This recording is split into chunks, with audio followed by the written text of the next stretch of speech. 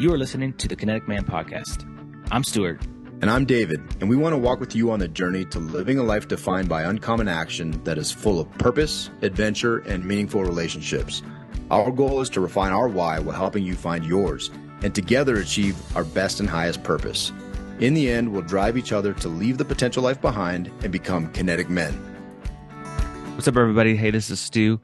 And John Mark Comer, one of my favorite authors and podcast hosts, said once that one of the main jobs of a parent is to study your children and help unfold them into the man or woman that God made them to be. I think that we do this through asking good questions and engaging in conversation. I don't know about you, but I've asked my kids before, like, "Hey, how was your day?" And their standard answer is good or fine, and that doesn't get very far. So in the Kinetic Man Mastermind, we challenge men to ask good questions and to engage in conversations so we can get to know our kids better. So what we did was come up with 100 questions. We came up with a list of really good questions to ask that will engage in conversation with your kids, and they're awesome. Here's an example of one. If you wanted to make everyone on the planet smile, how would you do it? Or if you had a time machine, where would you go and why? You'll be amazed at this conversation that you have with your kids when you ask these good questions. Ask them in the car when you're taking them to school. Ask them around the dinner table. Engage in that and be ready to answer those yourself. You'll be amazed at what happens. If you like this list, you can email us. Email takeaction@thekineticman.com. Again, that's takeaction@thekineticman.com, and we'll send you that list of questions for free. Put 100 questions in the subject, and we'll send it right over. Take action, engage with your family, ask good questions. See you. Men, Kinetic Men retreats. If you've not been to one, we're on our 4th iteration, September 27 through 29, Empire, Colorado. Amazing. Absolutely amazing. You will come there, one man, you'll leave a changed man. You're going to be surrounded by a group of ninja individuals. You're going to eat. We're going to keep you active so that you don't get too fat because the food is amazing. You're going to be spoiled with just the level of the retreat. But I'll tell you, it is such a life-changing event that you are absolutely missing out if you do not participate in one of these events. So come join us. Go to The Kinetic Men, thekineticman.com. Sign up. Be different. Be better. Do something. Get it. All right, gentlemen, thanks for joining us today. This is a little bit different of a topic from what we normally do for Kinetic Living webinars. We typically will kind of hit a topic that we talk about inside the Kinetic Man Mastermind, but we're going to kind of skirt around a little bit. And David and I both read a book not too long ago called Die with Zero by a guy named Bill Perkins. Has anyone read it? Just raise the hands if anyone's read it. Paul, Stephen, yep. Mike, have you read it? I'm familiar, but okay. I can't read. So. Can't read. you and David both. David had to listen to it on audio. But yeah, so we both read this book. It was we had been talking a lot about setting up trusts and wills and how to leave a legacy for our children. And then another gentleman that we had on our podcast recommended the book Die with Zero. And so we took a look at it, and you read the cover of it, and you're like, "Oh man, what's this going to be about?" We dove in, it was very, very impactful to us in a way that we really changed a lot of things in our daily lives because of it. And so we're going to kind of dive into that a bit today. And so one of the things it talks about, and I'll just get into it here, is I don't know about you guys, but did any of you have some friends or somebody from college or from high school or something like that who just decided out of the blue to go on and take like an epic trip, like after college graduation, and they went to like some far off destination and had some like amazing experience, like backpacking around Europe for like 30 days or something like that? Maybe you guys know somebody, or was that you? Yeah. I do for sure. So like, this is, they talk about it. Bill talks about it in the book, but I had this exact experience. I had some buddies after graduation from the Naval Academy. They all decided to go together and do a backpacking trip around Europe for 30 days. And they invited me. They went on a shoestring budget. like with no plan in place, and they just were planning on like living out, their fullest lives for like 30 days. And they invited me, and I chose to stay back. I don't know really why I chose to stay back, but at the time, I just thought that that wasn't the most important thing that I could do with my time after graduation, and so I stayed back. And after their return, a couple of those guys went on to flight school with me, and they would reminisce about that trip like all the time. Like they would just recount these epic stories that the people that they met, the amazing adventures that they went on, and they talked about those like all the time. And like I listened to the conversation, but I obviously wasn't a part of it. Well, those memories for them, like they've lasted a lifetime. And like literally, I still hear about some of them when they get together. Like we had our 20-year college reunion not too long ago, last October, and some of those guys were there, and they brought it up, and they will continue to think about that and talk about it for the rest of their life. And I missed out.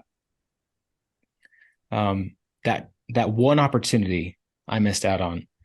I'll never have the chance to do it again. And there's a quote in the book, Die with Zero, and it was really impactful to me. It says, "The business of life is the acquisition of memories.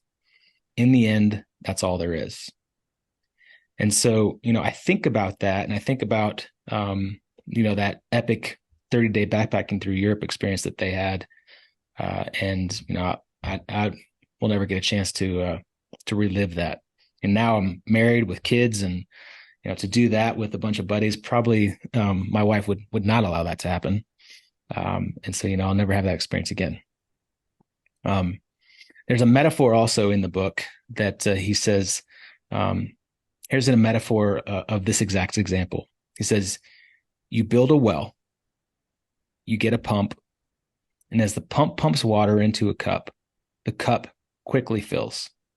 So the water starts to overflow. And you take a sip and you keep pumping. And at the end of your life, after a lifetime of pumping, you see that you're still thirsty. What a waste.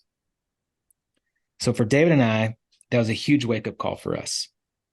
We knew that we had to start making some changes in our life to start creating these memories, the acquisition of memories. So I can, 40 years down the road, talk about those experiences with my kids, with my friends, with my family, and remember back through those memories that will last, for the rest of my life. So imagine the regret that you would feel if you get to the end of your days and you realize that you haven't managed to live a life, full of those satisfying experiences yourself. So this is what we're going to talk about today. Investing in memory dividends. Yeah, and Stu, I just want a point of clarification. Did you really get invited on the trip? Like, don't lie. I did. Did people really want to spend 30 days backpacking with you through Europe? Because I personally think, Yeah, I think you're lying. I think you're lying.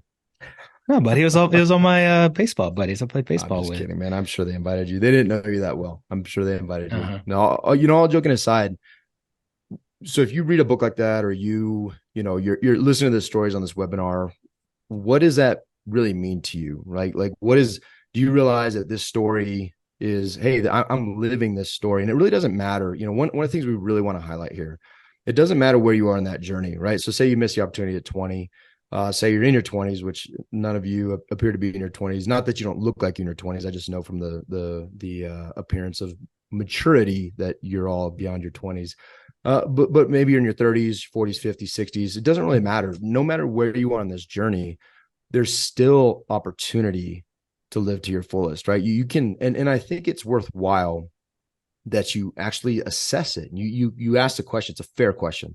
It's a fair question to say, okay, have I lived life to my fullest, and am I currently doing so? And that question is a great question, because it also forces you to really dig deep and have some self-awareness and self-analysis, and be like, man, you know what?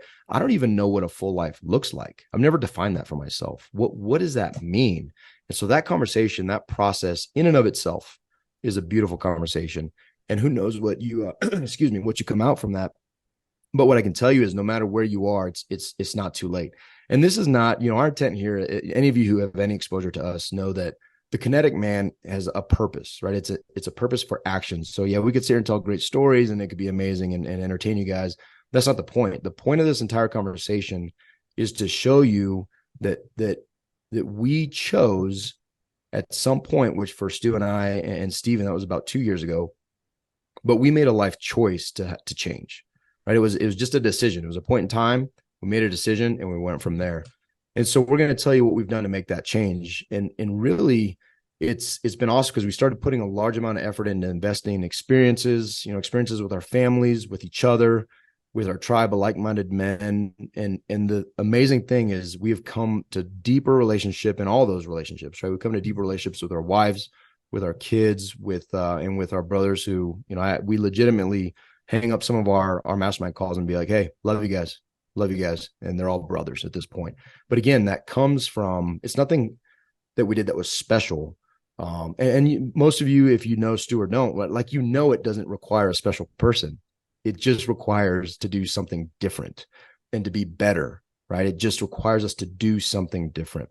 And so I want to ask you a question. A big part of this is starting with, it starts with creating margin in your life. So just real quick, show of hands or someone come off mute, just one of you, and tell me, how do you know if you have margin in your life?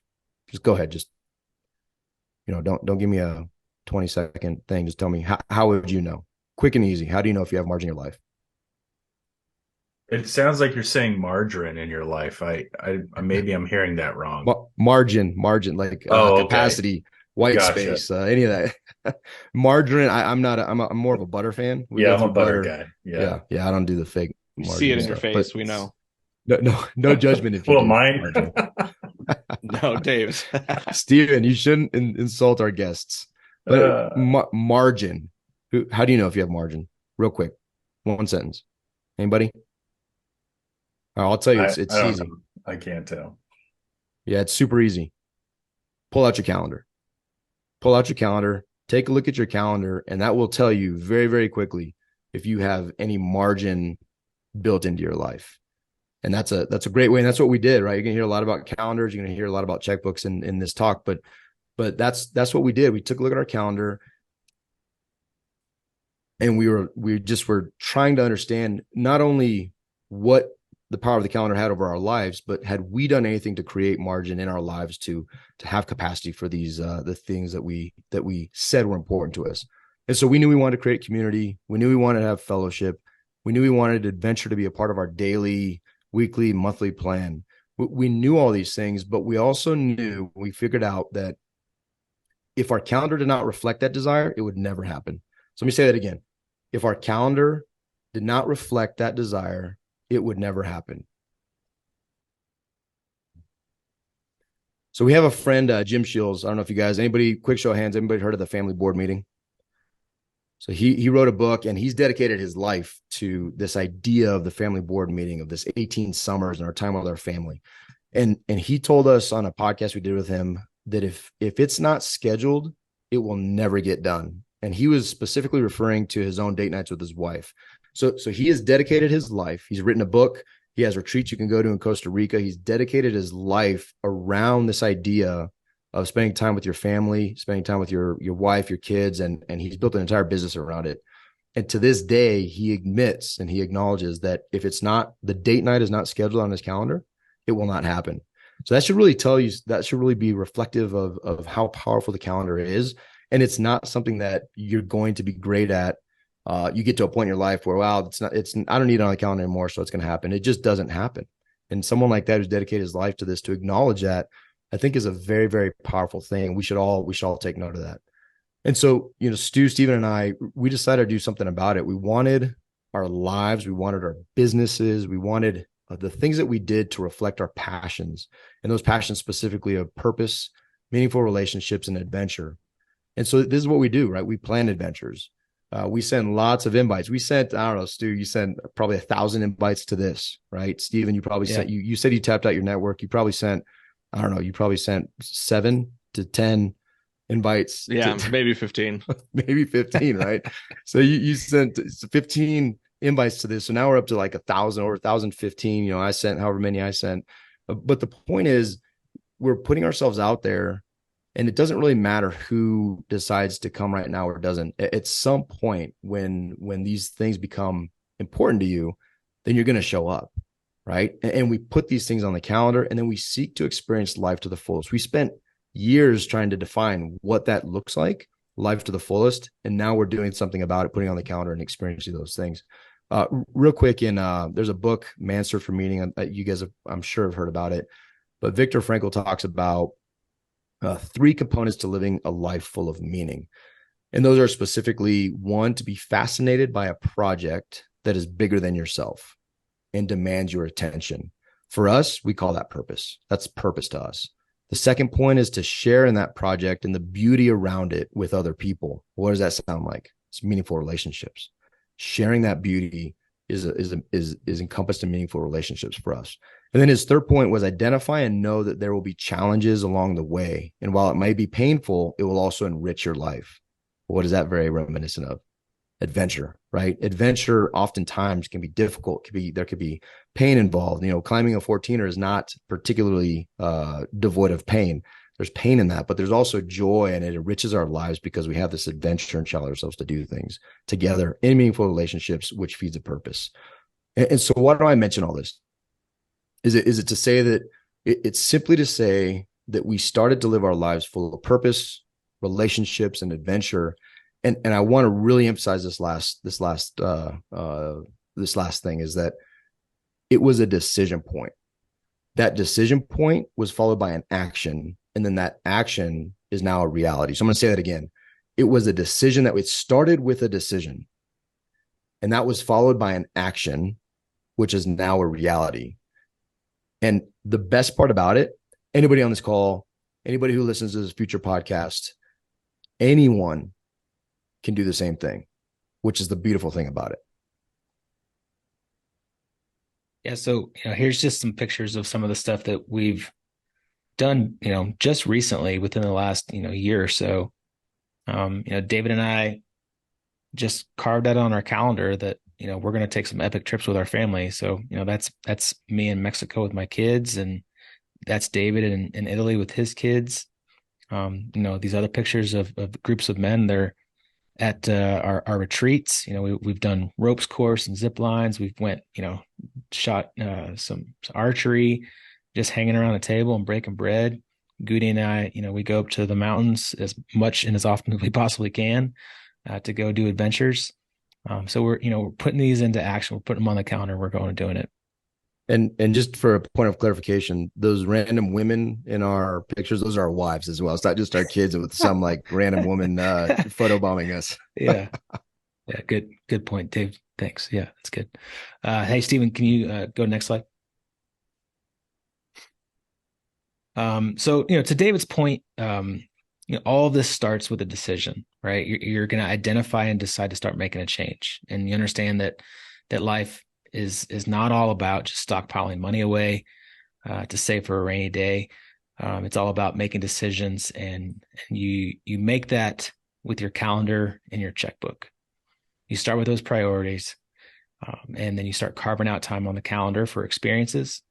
And maybe it's just once a week. Maybe it's David and I use Thursdays as kind of like our day to go do mountain adventure days.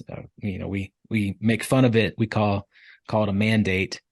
But others that are in our mastermind group and others that are here in Colorado with us, like they know that Thursdays like our mandate day, and Stephen knows like he's not going to get on our calendar on Thursdays because we're going to typically be up going and doing something fun. We created a meetup page, and we're inviting other men here locally in Colorado to go on those mandate days with us. We go hiking, snowboarding, mountain biking, and sometimes we just go grab a coffee or grab a lunch. And you might have to just cancel some meetings or some phone calls, or shorten your work hours to go and do that. And you might have to start telling people no that are trying to inundate your calendar, because if you're not managing your own calendar, someone else is going to do it for you. So we had to start learning how to say no And some of it was important stuff. Some of it was, things for raising money for our real estate investments, or, trying to get, men to join our mastermind group. But, we carve out time on the calendar for that. And we don't, break into that when it's our day to go do adventures. We have to take action, and then you have to invite others to go experience life with you. That's, maybe it's your wife, maybe it's your kids, maybe it's, your best friend from college. Maybe it's from new guys that you met at church. Maybe it's your neighbors, whoever that is, whoever you need to connect with and start doing this stuff with. We really recommend taking an action and going and doing it. Hey, Steven, I want to be clear. You are invited to everything Stu and I do. You just need to move to Colorado. So it's not that you're not invited or we don't want you here, but you just need to move here. Sound good? Easy. Yeah. I'll pass. Easy day. Your mom's here, so hey, man. The rest of my family is there, yes. That's not a mama Brother. joke. Like his mom is literally lives here. And hey, one thing I want to highlight too about the calendar is this is also iterative, right? So we just made a decision within our business, no kidding, probably 2 weeks ago. It was prompted by me saying, hey, I am not fulfilling something that I said is important to me, which is working out. I'm not regularly actively working out, and I would like to do something about that. And so we came together and we're like, okay, cool. Every day, 8 to 10, that's PT time. And this was just 2 weeks ago, right? Because I thought I could squeeze it in the morning, I could squeeze it in the night, but I have all these other priorities on the calendar that are, I have no kidding, snuggle your babies is on the calendar because I want every single night to put my phone down and be very present in bedtime and snuggle my kids. That could be 5 minutes, that could be an hour. I might fall asleep. Whatever that looks like doesn't really matter. It's in the calendar. And so working out was not in the calendar, or it was at a time that was very unrealistic. And so we just changed it, right? And all of us were like, oh man, that's like, I really want to be that consistent with it. And so that's what we did. Steven, I'm just curious, your Orange Theory, was that during that window? No. Okay. Well, it was during that window. It was during that window for us time. Yeah. It was during that window for you time, but no, but it was, I am not a morning person, and I had to get up at 5:15 to go do it because I know it's the only time it's going to happen. And so it's something that my wife and I have really, my wife has told me repeatedly, like, I just don't know. And like, for context, we have a 3-4-week-old baby. So, said like, I don't know when I'm going to do this. Like, I just don't see that as feasible. And I told her, I said, I don't think that that's really a great option. Like, I think you just pick some times on the calendar and like, we're going to put it on there and we're going to cancel all the stuff if it's that important, I love it. And that's the other thing too. The calendar has to adjust to life consequence or life events, and you had a baby. So the calendar has to adjust. That's just the natural part of this is not a hard and fast. The calendar has to always be adjust. If you can go to the next slide, Steven, please. So what are the consequences? Let's be honest, right? Self-awareness is key and it's critical in everything we do. So let's be honest about what the consequences are of not taking action. There's an awesome author, Bronnie Ware. She wrote a book called The Top 5 Regrets of the Dying.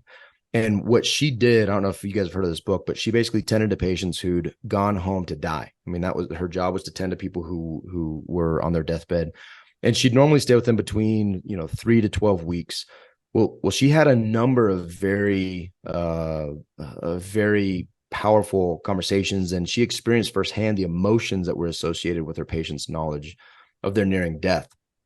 And she noted that regret was one of the common feelings. And so just take a quick second and take a look at the top 5 regrets of the dying as she defined them based on her conversations in this profession that she had. And just ask, ask yourself the question, any of these resonate with you? So for those listening, I would just say, hey, these are the top 5. I'll read it real quick. So I wish I had the courage to live a life true to myself, not the life others expected of me. Wow. And that's pretty powerful, right? And you think about, and that's not just your parents, and how long did the decisions you were making, how long were they impacted by, potential pressure from your parents or perceived pressure from your parents? The second one is, sorry, before I move on from that there's also pressure inherent in your marriage, in raising kids, in all these things. And you just have to ask yourself, okay, am I living my life for me, or am I living the life others expect of me? Very fair question. I wish I hadn't worked so hard. That's the second one. Wish I hadn't worked so hard. The third one, I wish I had the courage to express my feelings. How long are you carrying that? I wish I had the courage to express my feelings. The fourth one, I wish I had stayed in touch with my friends. That's a huge one, especially we got a bunch of men on here, right? And especially amongst men, we fall into this trap of not having any friends. And then the fifth one, I wish I had let myself be happier. And what I love about that is I wish I had let myself be happier. It's very active. The language is active. It's a decision. It's a choice. It's something that we can do and we can control. I listen to Rick Warren a bunch, and I love what I love about him is he talks about some emotions that are wasted emotions. Guilt is amongst them, and bitterness is another one, and worry. Right, these things that whether you can't control the outcome, so you have these emotions that tie with that, which is a wasted emotion, or they're backwards looking. And one of the biggest ones he hits on is regret. And what I love about it is regret is something that you can do something about proactively. You can ask yourself, will I regret not doing X, Y, Z? You can ask yourself that question. And if the answer is yes, now you can make a decision right now based on that. And that's what I love about, I hate about regret, but I love about regret is that you can actually do something about it proactively to avoid some of those feelings. Can you stop working so much right now? 100%. You have the top 5 right in front of you. Is there something you could do about each of those things today? I would argue absolutely yes, you could. And so, this idea of moving back to Tao Zero, this idea of retiring on memories, it runs completely counter to most of the things we hear about retirement, especially in Western culture, especially in the United States, because we're constantly hearing the message, save for retirement, sock away money into the market in your 401k plan, do an IRA.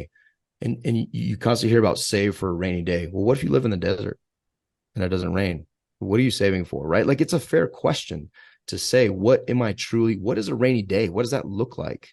Have I ever defined what a rainy day is? And if you haven't, then it's just worthwhile to start digging into these things. One of Aesop's fables, the ant and the grasshopper, the ant is framed to be the smart one, right? He's sitting pretty after harvesting his grain, and the grasshopper goes out, bouncing around, and he's hungry after spending his whole summer playing. And while this is an extreme example, this is the way most people look at things, very black and white on the extremes, right? And our culture tends to overemphasize the virtues of the ant and the hard work and the delayed gratification and the cost at the cost of other virtues. We don't consider that the grasshopper may also have been onto something. I am not an advocate for irresponsible spending. I'm not an advocate for not saving your money. I'm not an advocate for anything that will put you in financial ruin so you can go have fun. We do not advocate for that. We're investors. We're real estate investors. We run a fund and we manage other people's money.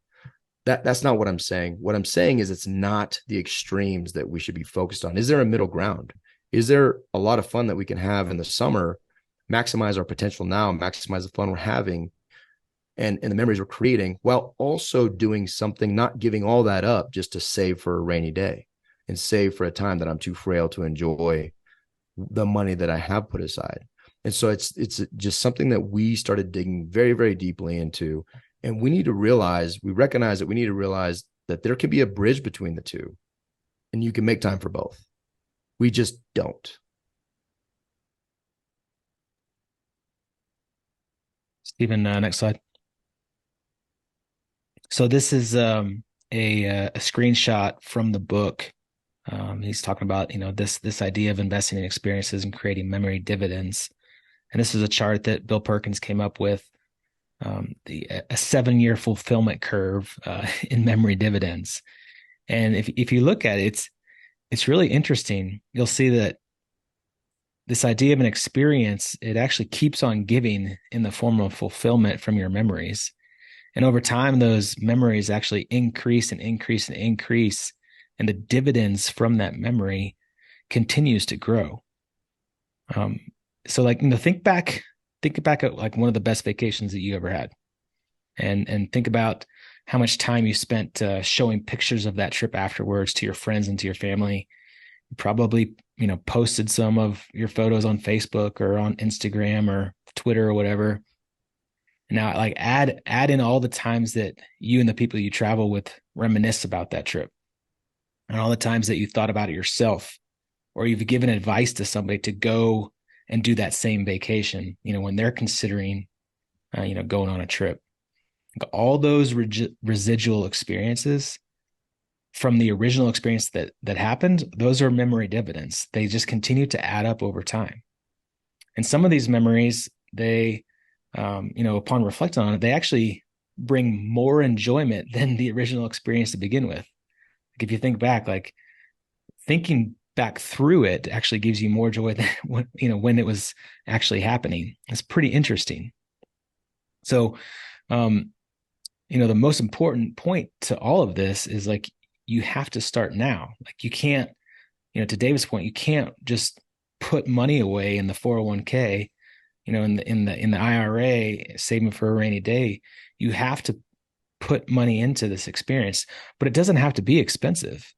Like it doesn't have to be like some grandiose, huge trip to 30 days, in Italy. It can be like super small, hour-long trips, day trips, stuff that doesn't cost a whole lot. We'll talk about some stuff on the next slide that we did this summer that was free. You have to start doing this stuff now, because at the end of your life, when you're 60 or 70 and you've put all that money away, another thing you got to think about is your health. Will you even be able to go on these trips? Like think if you go to Italy, like Goody just went to Italy last summer. Goody, how many stairs did you climb, while you were there in Italy? 1 million. 1 million stairs. Yeah, 1 million stairs. Think you could have done that when you were, 70? Yes, I do. Really? No, but all joking aside, we were still having calls while I was over there, and I was like, man, I'm looking around. I had read this book actually on my way to and finished it early in the trip. And I was like, man, it's so true. I'm looking around at all these people that waited for this time in their life to go, older folks, and they were struggling. They were struggling, right? And we were doing fun things like with my kids, I was like, hey, let's find the highest tower or St. Peter's Basilica or whatever the highest point is in this city that we can climb, and let's go climb it and look at the city from there, right? And whether it was Rome or a bunch of the Tuscan towns. And I'll tell you that the age, as you started climbing those stairs, the age at the top of it started going down significantly, right? It wasn't there. Those folks were not doing those same adventures. Yeah. Same for me. We did just a Colorado road trip this summer with the kids. We did 6 days and we went to see all 4 state parks, or I'm sorry, national parks, in Colorado. And like one of them was the Great Sand Dunes National Park. And you literally have to like hike up the side of these huge sand dunes just to be able to then slide down them. Like there's no way I would have been able to do that at age 80, or 70, when I'm retired, to the same level that I can do now with my kids. Or take the face plant. You won't be able to handle the face plant that you took on the sand snowboard that you I did. experienced. I did take a pretty serious face plant. You're not getting up as easily at that point. That's right. That's right. Stephen, next slide. Hey, so one of the things we want to do, and these pictures are just a reflection of that, is we know that this works, right? This is not this is not a nice to have. This is not something that we are preaching but don't know. And it's not just us, right? It's not just us. It's men in the mastermind are doing things that they never thought they'd do, and they're epic. And I'll tell you kind of what it boils down to. So, this year, and I would say this is the first summer that is the culmination of a couple of years of really, really diving deep into this. And we started really, really investing in our own memory dividends. And so, as Stu mentioned, I took a month-long trip to Italy. And I just want to highlight a couple of things. One of the things that prompted us to want to have this conversation is Eric and I dug into the cost of it, right? And when someone hears, just imagine your own reaction to this. So when someone hears, I took 28 days, I went to England, and then I went throughout Italy, hotels, flights for 5, and we ate. We had to buy a bunch of food, and I did not budget in every single night my kids had gelato. I did not budget that, but even that was about $300 for 3 kids for the entire time, right? And so what's interesting, gelato, dude, is a lot of gelato. I don't even like ice cream, man. So I didn't get to imbibe in that, or I could have. I chose not to. But lest you feel sorry for me, there was plenty of other things that I added about 10 pounds on as I was imbibing. But the point is that trip cost vastly less than I think most people would think. And I was actually surprised when we came back. And did we have to save for it? 100%. Yes, we did. And it was not a trivial amount of money, but the point is it is very doable. It is a very doable thing. And until you start running the numbers, you just don't know that. Until you start considering if you have 30 days to do that, you just don't know if you really do. And so it was an amazing experience. And to Stu's point, a lot of times we'll go back and what I do love about social media, I'm not a huge fan, but what I do love is that we can go back and look at all the pictures that Erica posted for our family so they could track the trip. We go back and look at those, and it was amazing. And the kids got to experience things that they've never been able to experience, and we just made it happen. Stu, as he mentioned, went to Mexico, took his family there. They did that 6-day trip around Colorado. I mean, these are all things that required planning. And at some point, you run the numbers and you're like, yeah, we can do this. Let's do it. And then you just pull the trigger and do it, because there's a lot of analysis that went in, especially for Stu, right? I'm much less analytical, but Stu analyzed this thing and probably still is and does it and projects forward on how many of these that he can do. There are some things that cost nothing. The gas money. They cost gas money to go to do 2 14ers, went on multiple epic hikes, amazing hikes out here in Colorado that we just hadn't done before. Mountain bike trips, fishing trips, snowboarding trips, the rope course, a zip line, and many other adventures with the Kinetic Men. But these are not things that are breaking the bank. They're not things, really what it boils down to, the biggest challenge is time. It's time. And when you really decide that you want to do it, the time magically appears because you stop doing things like, I don't know, whatever you do, binge watching Netflix, or no judgment on any of these things, but we do have a lot of time that we waste, and you just have to acknowledge the time, where your time goes. And again, so some of you might think, hey, I can't afford a trip like that, or I don't have the time in my schedule for something like that. I would absolutely challenge you on that. And I think, if you're absolutely honest with yourself, have you taken the steps to assess and even analyze if something like this is possible for you? And what I mean by that is, let's just go through a quick list of very practical steps. Have you seriously discussed your desires with your partner? Have you asked her what her dreams are for travel? Have you done that?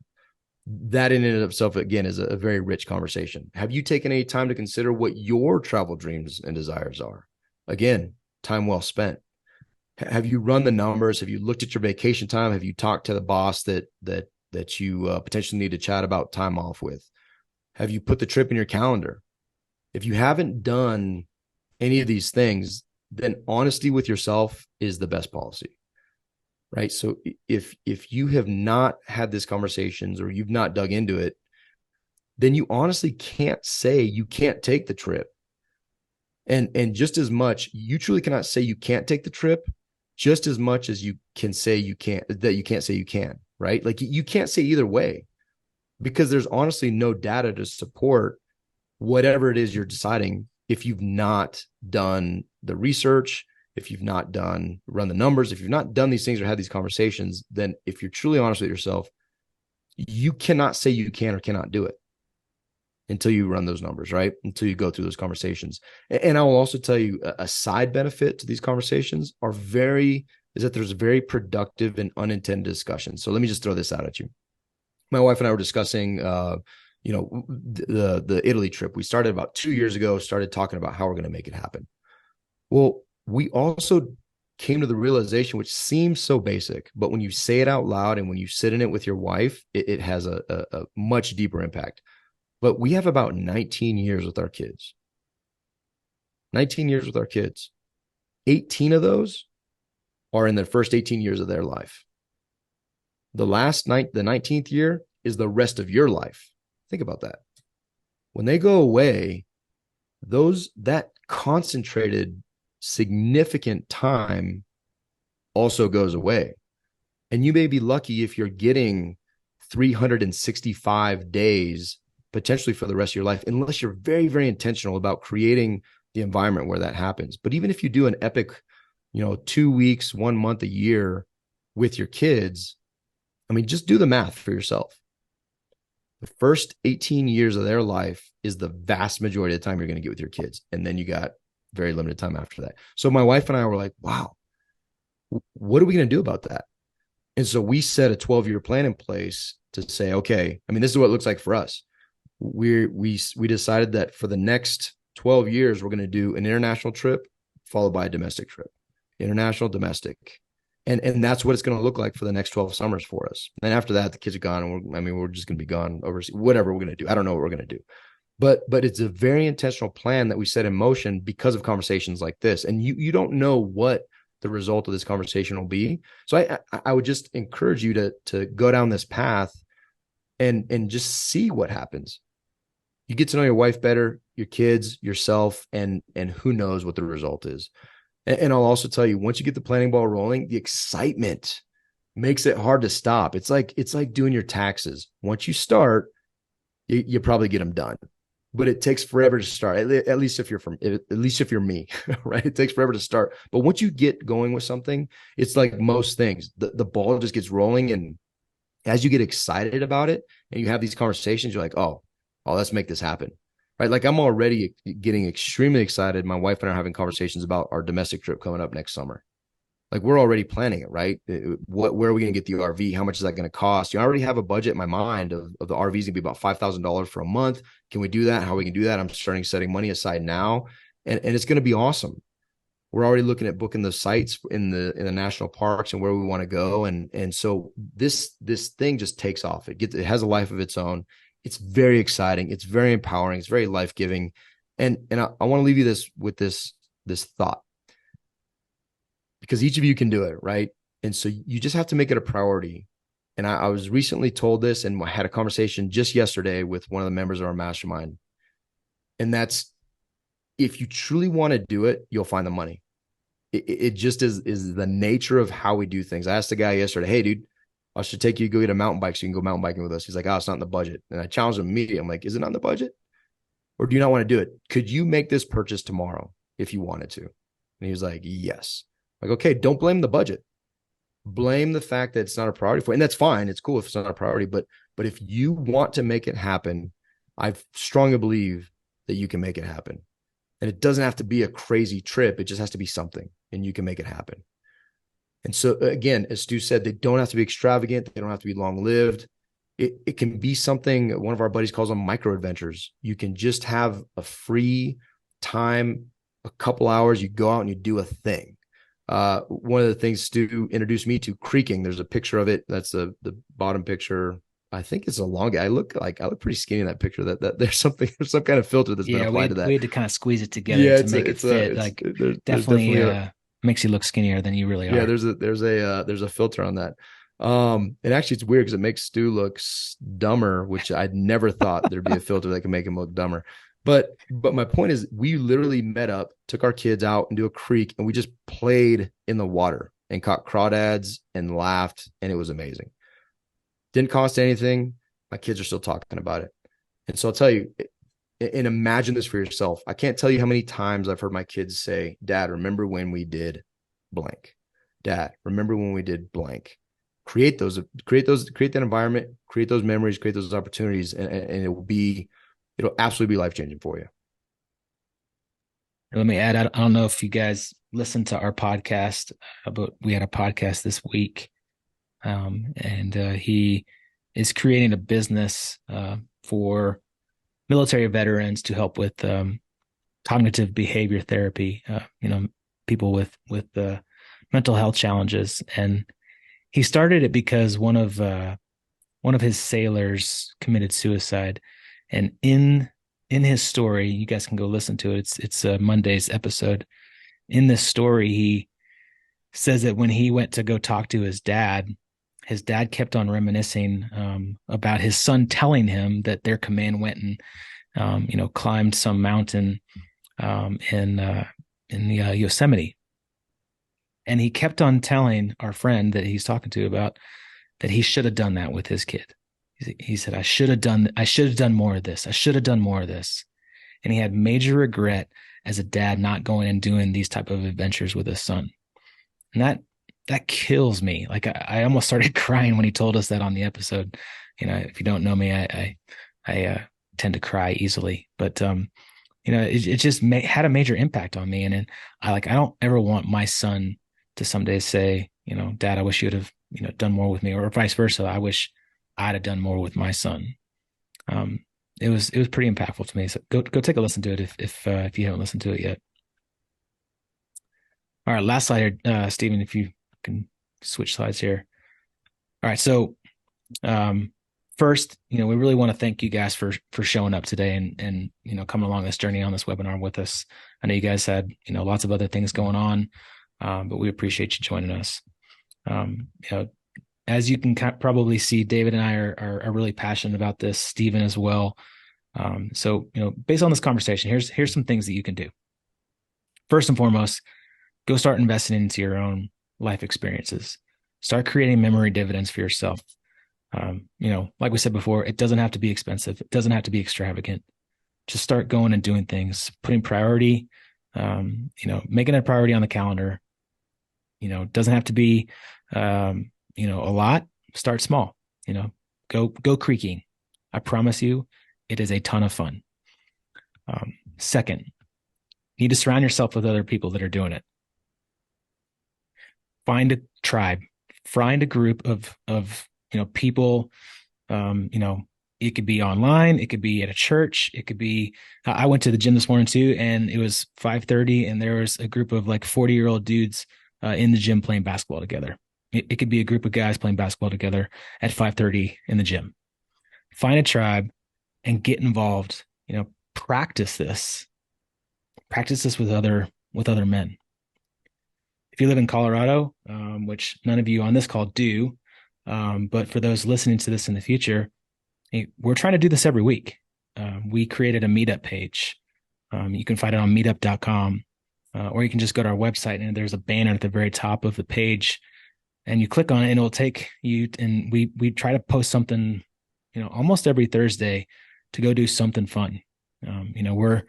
We're going and grabbing coffee together. We're going climbing 14ers. We're going snowboarding, all the things that we've kind of talked about in the past. We have a podcast called the Kinetic Man Podcast. I referenced that, this episode that came out this week on Monday. This recording will come out pretty soon as well. And we love to have conversations like this on our podcast. We have amazing guests that come on and talk through, a lot of the stuff that we're talking about in the mastermind. If you want to come to Colorado, we're doing a retreat. We do a 3-day, 2-night retreats a year, just for, men inside the group, but it's also open to men that are outside the group. This next one's coming up soon. It's at the end of September. We found an amazing 200-acre ranch in Empire, Colorado, that's run by a nonprofit organization. They do summer camps for kids with autism in the summertime. And then when they're not in camp, they open it up for others to come and use it. And so we're going to do that. It's just a great experience where men come together in fellowship. We break bread. We do something hard. We typically go on a long, hard hike. We typically do something fun where we call it the Kinetic Man Olympics. We break into 2-man teams and we go play fun games like, cornhole and can jam and Jenga. What other games do we play, Stephen? Spike ball. Spike ball. Yeah, that's always it's a hot one. So we just have fun and we compete, and then we have a guest speaker that comes in who does an amazing job. He's also been on our podcast. His name is Brendan Jones. And then, there's lots of just amazing side conversations that happen. We call them the in-betweens. We schedule time in between kind of the events, and you get to talk to, other like-minded men that are doing amazing things in business, in life, being a better dad, being a better husband, being a better friend. I'm always on the lookout for a new best friend. So if you come, we'll have an application at the door, for you to, come be my best friend. You don't want to fill it out. It's it's actually will take life from you. Trust me. It's a trap. It's a terrible role. Yeah. Hey, and the last thing, we talked a lot about this mastermind, the Kinetic Man Mastermind. We meet on Zoom every single week in small groups, similar to kind of like a church small group, 10 to 15 men, and we get real. We get honest, we get vulnerable, and we talk about, this type of stuff. We talk about the challenges in our life. We open up to other men. There's laughter, there's tears, there's everything in between. And we then go take action. We, make this stuff like really important in our lives. We actually take action on the things that we say are a priority. And we do it together in a community. I think a lot of us need community right now. We need a tribe. We need men to do this with. We need friends. So all this can be found on thekineticman.com. We love, for you guys on this call to consider it. But again, most important thing, go start doing this stuff. Goody, what are we doing this Thursday? This Thursday? Yeah. We are most likely going down to Canyon City, which is awesome. It is awesome. Is anybody, Alex, where are you at? Sorry. I'm in the Springs. Oh, dang. Sweet. Yeah. What? Yeah. Well, there you go. Well, Thursday, let's talk after, but let's grab coffee. Let's do something dope. Cool. Get together. Yeah. We'll talk about Steven, which is amazing. And then you and I will connect. And then we can talk about Steven and Stu, and it'll be amazing. Dude, I've got so many good stories about Steven. I can't wait. I can't wait. Nice. I can't wait to do it. Nice. Mike, you coming out to Colorado? Just want to come out and hang out for a couple days? I got a mother-in-law that lives out there, so I get out there every couple of years or so. Giddy up. Giddy up. Then Paul, we already talked. Can't wait to see you. That's awesome, gents. Thank you guys. You guys have any questions before we sign off? Oh, so go ahead, Stu. No, I was just going to say the exact same thing. You guys have any thoughts, comments, questions before we get to the top of the hour?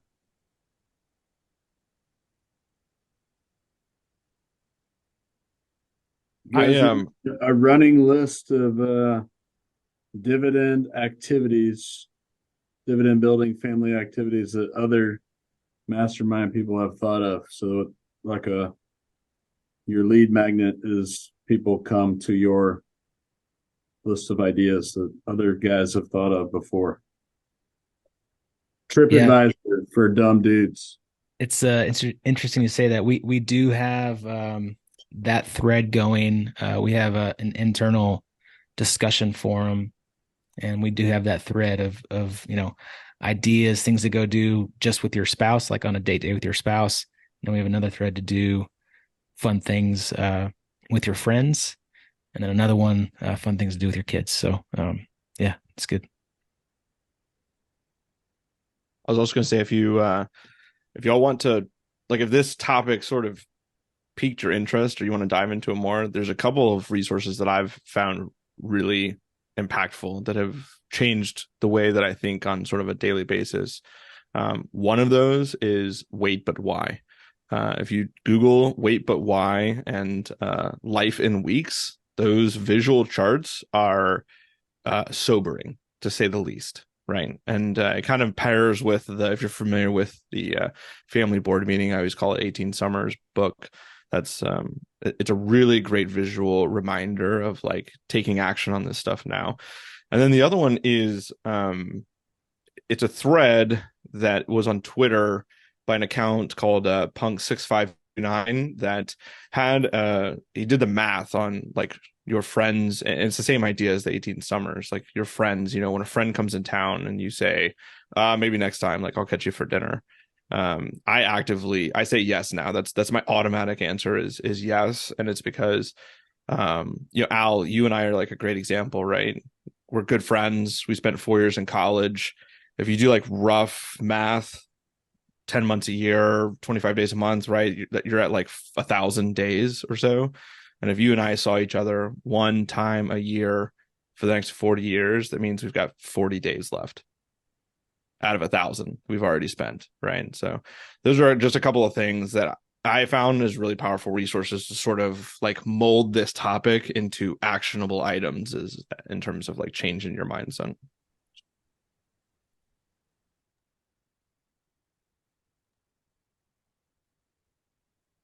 Were you going to say something, Alex?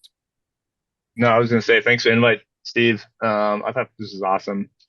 A couple of things that came to mind as you were talking about memory dividends is just thinking back on my childhood. And so my dad passed when I was 14. And I remember thinking like through every major event in high school, right, of all the things that he wasn't present for. But then also looking back at all the memories and things that I've been able to do in my lifetime and how that relates to my kids. Now I've got an 8-year-old and 4-year-old. And to me, I think there's so much value in just giving them different life experiences.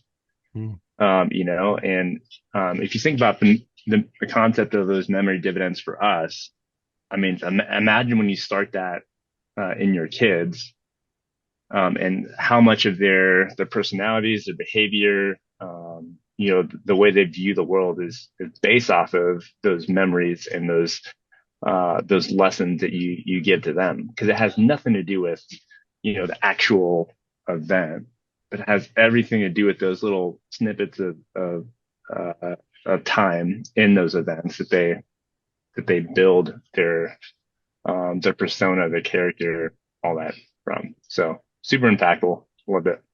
Well, I love that, man. It's interesting. One of my favorite things about what we do at the Kinetic Man is to your point, it just is an awareness that there's a different level of intentionality that we could live in, and the impact that has not only through our kids observing us modeling behaviors, which is huge, right? Huge. But it's also recognizing how much power we have to do exactly what you said, right? It doesn't have to be extravagant. It can just be like, the idea of dates with the kids. A lot of guys in the group had not really necessarily considered that. And so then they started dating their kids, and the dates become more creative, and you find opportunities to spend one-on-one time. And that's time with daddy. And it's very, very unique. It's special. And so like my 6-year-old, we joke in my house, my 6-year-old is benefiting from like, I have a 12, a 10, and a 6. My 6-year-old benefiting from all the intentionality that is now becoming just a normal part of life. And my 12-year-old, it's almost like I'm like, oh man, this is lost time. Like I got to really like, make sure she knows how special she is, and what I have to do. Like I'm accounting for those things. Whereas most of us just live life like, hey, activity, soccer game, this, that, and we just not bad and not judgy. It's just, we get lost in it. We just get lost in the mix. And it really requires us to step back and be like, okay, like, Mike, what you said, is there a list I can reference? And then I just start checking them off. Even if it's that aviator like checklist, how much better is that than not, right? And that's the thing. Like some people say, it's so rigid. Okay, awesome. You take your non-rigid style. How many dividends are you creating in your non-rigid style? You're not, because everything's reactionary. But in a more rigid environment that we create, and when I say rigid, that's a great thing. A more intentional environment, you can literally go down and you're like, bam, bam, bam, bam, and you're doing these things with regularity, and then it just, because those things are all in there. And the generational impact of that, now you create a tradition that your grandkids and your grandkids could potentially benefit, because you started something like that, right? Just whatever, creaking. What if in 100 years, our great grandkids are creaking because we started creaking? Like it's the dumbest thing, but it's awesome. It's awesome. So I love it, man. I love that you highlight that, because we have a lot of power as dads and as men in our households to do these types of things, and we should never relegate that. So thank you for sharing that. Yeah, I can't tell you how many times my son, he's a similar age, Alex, to your kids. I have an 8-year-old daughter and a 5-year-old son. And, this morning in the car, as we're sitting in car line to drop off, like my son was like, "Hey, Dad, remember when we blah, blah, blah," and they're like the smallest, minuscule little things. Like, "Hey, Dad, remember when we were walking the creek and I found the head of a crawdad in its shell and I acted like I was gonna like eat it?" Ha ha ha ha. Right? Like that's the memory that he has in his head from going and doing that. And to David's point, like if you're not intentional with this stuff, like it'll never happen. So yeah, well, it's funny. My birthday was yesterday. Tradition in our family, we make cards. We make all our cards for whoever's birthday it is. And the reference to being a kinetic man from all the kids, I was kind of blown away by it. I was like, because it's more than a business, right? Like to them, it's not, it's not it's a culture versus like, hey, daddy does this thing. And so it's that intentionality. It's because we tie the Kinetic Man, that title, to these activities. And so in their head, they're like, oh, I love the Kinetic Man because it means daddy's, being dumb and turning the music on and we're doing dance day on Thursday or whatever that looks like. So anyway, it's good stuff, man. Appreciate you guys showing up. It's 11:01. Don't want to take your time. You guys are awesome. Yeah, guys, thanks for showing up today. Man, we have exciting news. We're opening up the next house of the Kinetic Man Mastermind. I tell you, it's the most important hour of the week that I go to, that I attend. I change every single week for the better to become the best husband, the best father, the best friend, and the best leader in our community. This is a time that you can choose to make a major impact in your life. Go to thekineticman.com and sign up. It's an application. It is exclusive. We are looking for the right man to take action and join us to be the hero of their journey. Come join us, thekineticman.com. Do it. Thank you for listening to the Kinetic Man podcast. If you are growth-minded, community-focused, and willing to take uncommon action to redefine success and live an abundant life, visit our website at www.thekineticman.com to see all the ways we could connect. And on our website, you can find more information on everything we're doing, like joining our Meetup page to get the details on our webinars and our local Thursday gatherings here in Colorado. From our site, you can also find more information on and sign up for the next Kinetic Man retreat and the next house of our mastermind group. Finally, we always appreciate your love and support. Please share this episode and go rate us on your favorite podcast player of choice. Thank you again. Now go take uncommon action.